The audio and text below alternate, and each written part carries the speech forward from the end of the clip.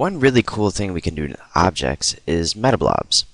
And now we can see the Metablob symbol, create Metablob object, right over here on the left. But in order for that to work, we need to have some objects in the scene. So let's go ahead and just load in a couple of simple objects. I'm going to load in a sphere and a cylinder, and I'm also going to load in a box. And I'm just going to line these up next to each other right now. Add a cone, and then I'm also going to add a torus on the top. Now, in order to create a metablob, what we're going to need to do is actually sort of group these objects together. I'm going to select all of them within the Layers panel, select our top object first, hold down Shift, and select our torus, which will select all of the objects in between. And then if we go to our metablob, we can create metablob object. And what this is going to do is actually blend together all of our objects to create a metablob. And we'll go ahead and take a look at that.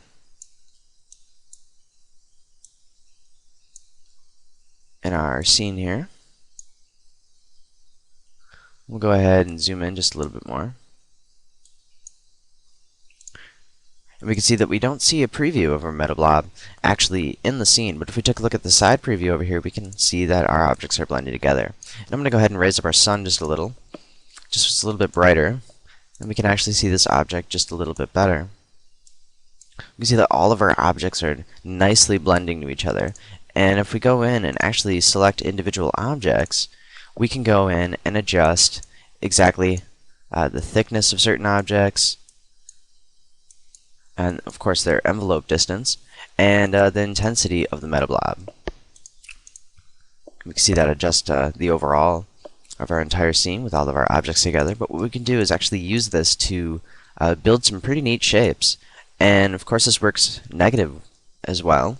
So we can actually do Booleans with this as well. I'm going to grab our cone, double click, and we can add subtractive and click OK. And what that's going to do is delete our cone on the end and actually subtract from our metablob. If we take a look in our preview, we can see that. So I'm just going to go ahead and render this really quickly. We can take a look, see how it looks as a finished render. I'm just going to position our camera on the other side where the light's at. And I'm going to go to our render options, select Final, Render to Screen, 640 by 480. I also want to make this 16 by 9 render. Click OK, and render. And if we take a look at our finished render here, we can see that everything is really, really nicely blended together. Like I said, this is a really neat way to make certain types of shapes. You could even make human faces with it, creatures. You could do just about any sort of modeling with these metablobs to make primitive shapes into more advanced shapes.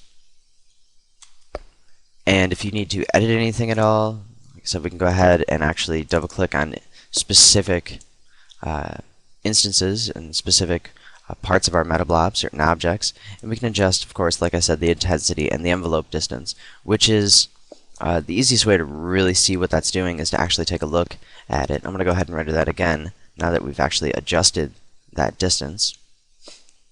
And by making those adjustments, we can see that we actually lost some of the overall thickness of our object, more specifically where this cylinder is right here.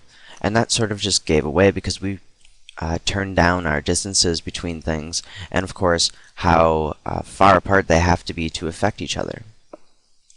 So there's another example I can show you of that. I'm going to go ahead and turn off and delete the metablobs, and I'm going to add two spheres and just put them fairly close to each other and then create a metablob out of them, which we can also do by selecting these just by dragging on the screen, clicking, and highlighting over them. You can also use the layer panel as we did before.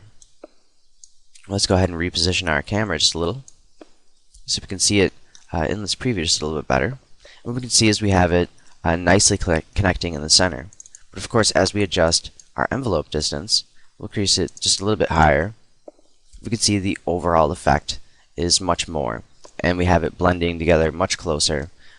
But as we actually adjust these individual objects, you can see that it does pull away if they're too far away from each other. So the envelope distance pretty much adjusts how close they have to be in order for them to sort of blend together and affect each other. And as I'm moving it closer and closer, we can see it refreshing and actually joining our objects closer and closer. And the more we, of course, adjust these, we can also decrease our intensity, and I'm just doing this one specific sphere right now on the left. But we can take a look and see that it completely disappeared because the settings were too far down.